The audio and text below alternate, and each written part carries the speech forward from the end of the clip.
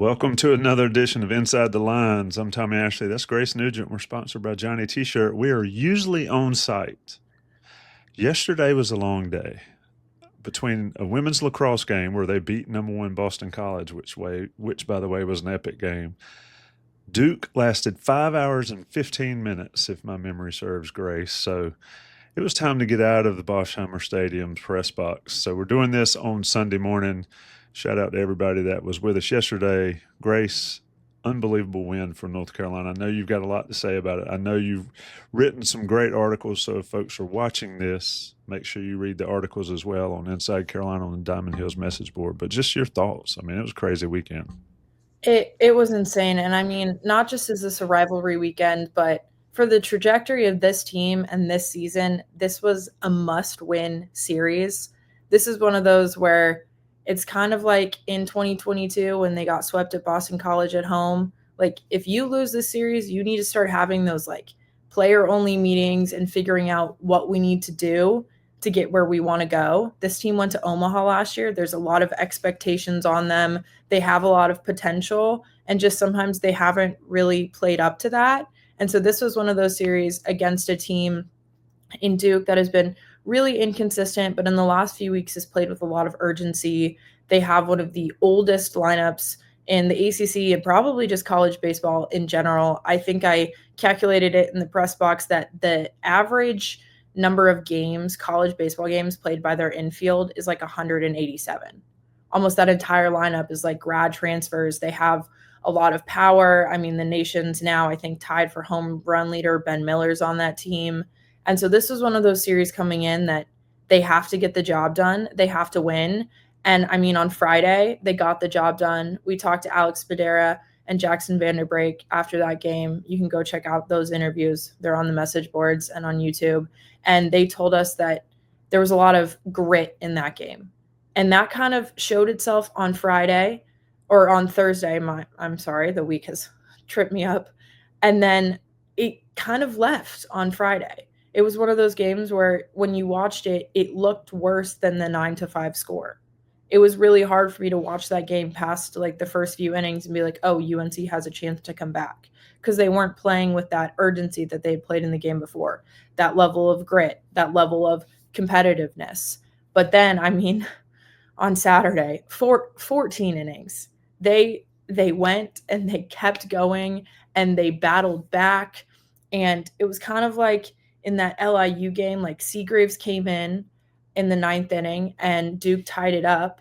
And then UNC was like, we're not going away. And they didn't go away for 5 more innings until eventually they got the hit to win it all. And I'm really proud of this team. I think it's one of the first times that they've really showed. I mean, they've gone to extras before. They've smashed opponents. They've lost really badly. But this is the first time where I'm like, okay, if they can perform like this for a longer duration of time, they really have a chance to do something special.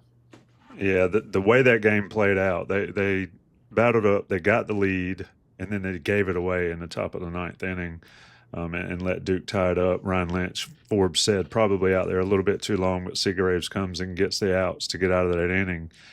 I feel like for me watching it, that made it more important than it already was of winning that game somehow, some way. And we talked about it as it kept going on.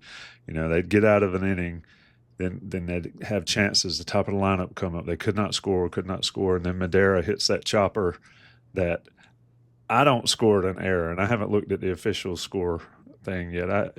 You have to give that guy a hit on that bounce. But however, like Scott Forbes said, maybe there was some mojo in the dirt in front of the second baseman for Duke. But don't you feel like, Grace, that the way that game played out, not only did they have to win, but the way they almost gave it away made it even more heavy for them and made it more impressive for me to see Seagraves, see Chewy come in, see Cale Bolton come in, and then Folger come in there in those extras. I mean, that is what, to your point about the grit, but it's also performing under pressure. And if you can't perform under pressure, if you can't throw strikes under pressure, you're just not good enough in this era of college baseball, especially. And Carolina showed it across the board, I felt like.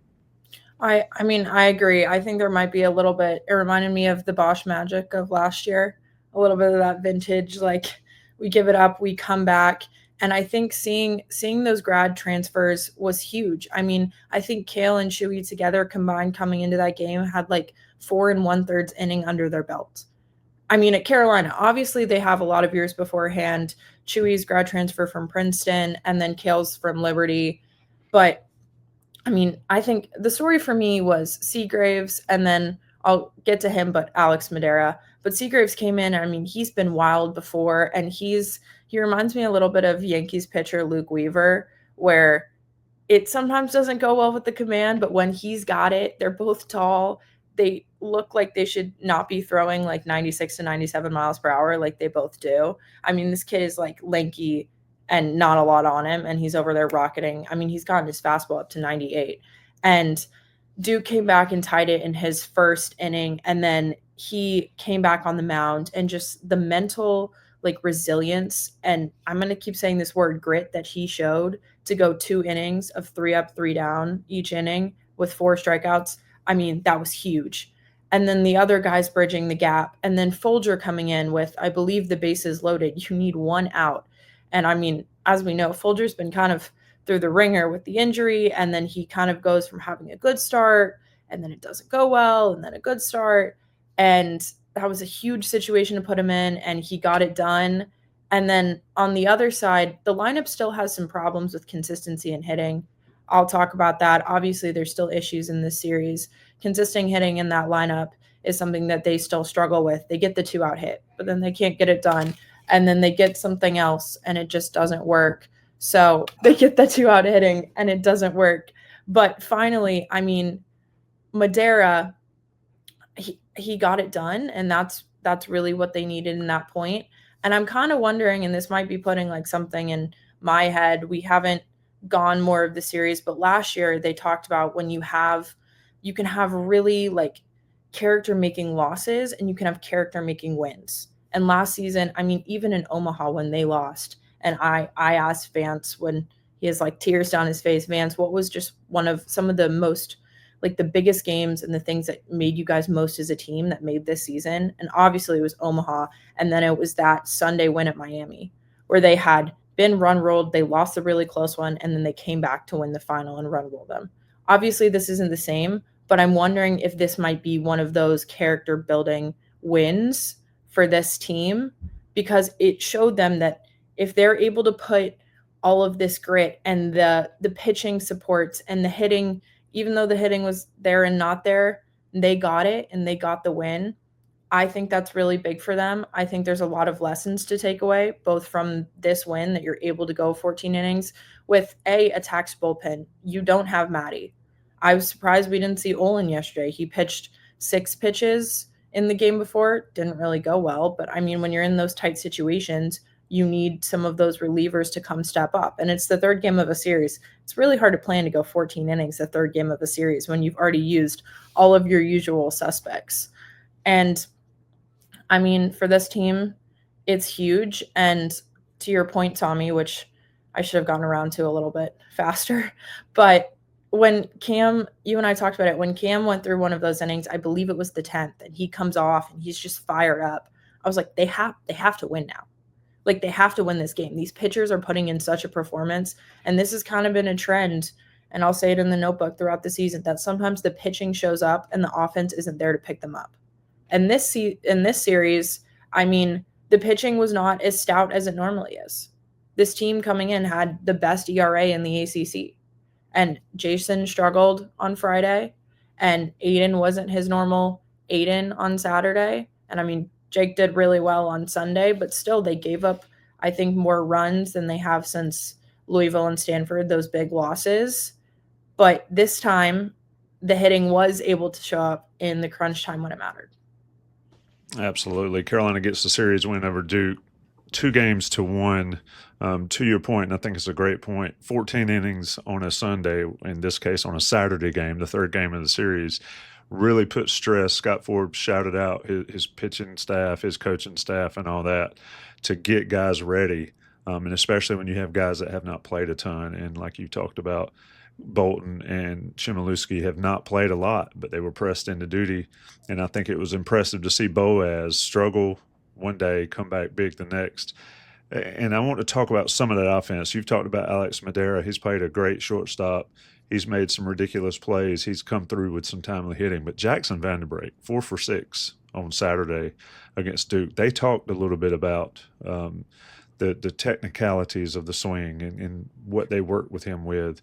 Grace, he stepped up. I mean, he was good as a, I don't know what year you would say he was, a third year, a first year Carolina, third year college player. He was not very good last year. And then this year, he's just been solid. And he's worked himself into the 2 hole. I mean, 4 for 6 in a series deciding game. That's pretty big for one of your captains. It's huge for him. I think this was a big weekend for both of the captains, but specifically him. I mean, his trajectory, the ability to mentally like stick with what he's doing and lead this team last year and this year, even when things maybe aren't going the best. He hit his first home run.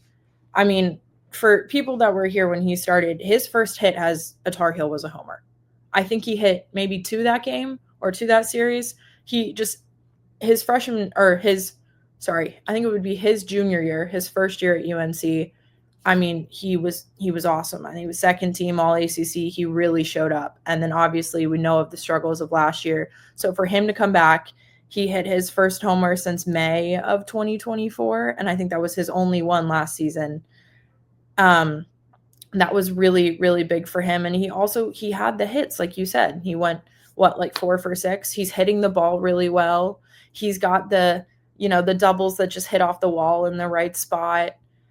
He's really leading this team. He's moved up to the 2 hole. It's really big. I think it's a good place for him to be because I think he and Gavin are kind of similar profile hitters in the fact that they have power, they can hit it out, but you wouldn't necessarily classify them as a power hitter, but you're also not going to classify them as like a pure hitter like Parks or Casey was last year. And so with Gavin maybe not living up to the fullest potential that we think Gavin can have, Jackson coming up is just so huge. And I mean, as a leader of that team, and Forbes talked about it, I think he'll be pretty on the modest side. But Forbes talked about it like they just went through and they watched his swing from 2023 and like, this is what works, this is what didn't work. And then went through with him and worked it. And I mean, Jackson is very modest when we talked to him about hitting the home run. He was like, yeah, like it felt good. I'm glad I got to hit it for my team in that spot. And Alex came in and was like, I was running down that line so excited.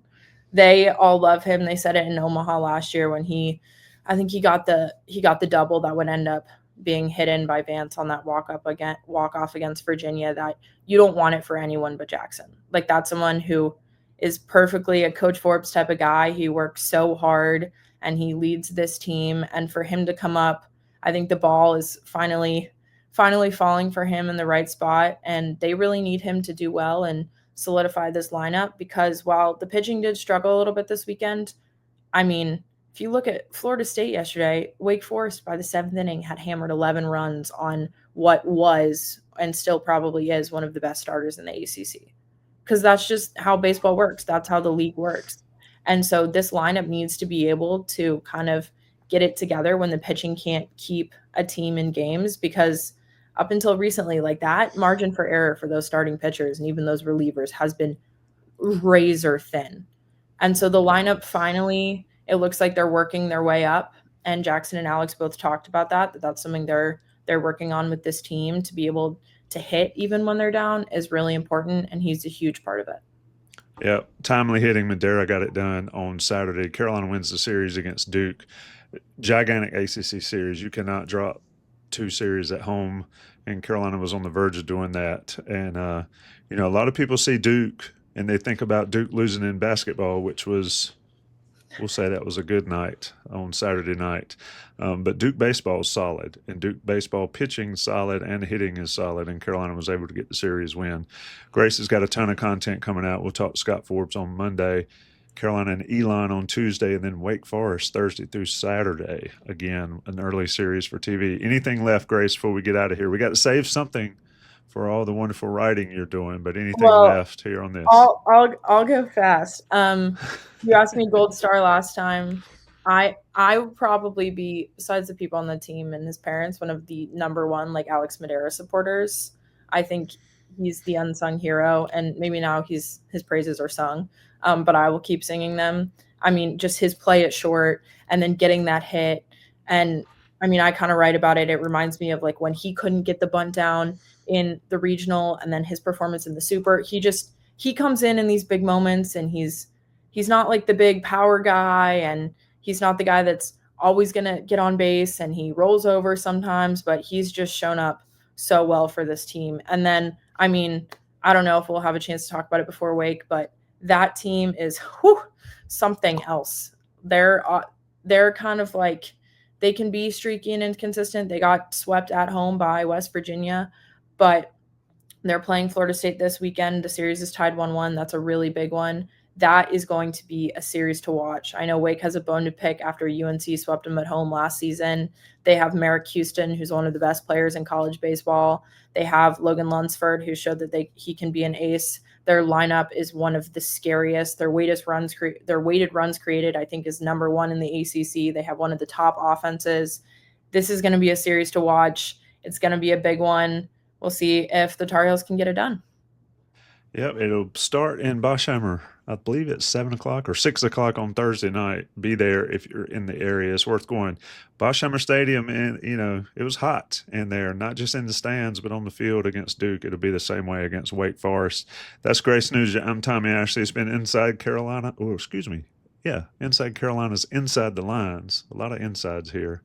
But we're doing it as best we can. Shout out to all the folks on the Diamond Hills message board. Shout out to Grace. Shout out to Johnny T-Shirt and Congruity.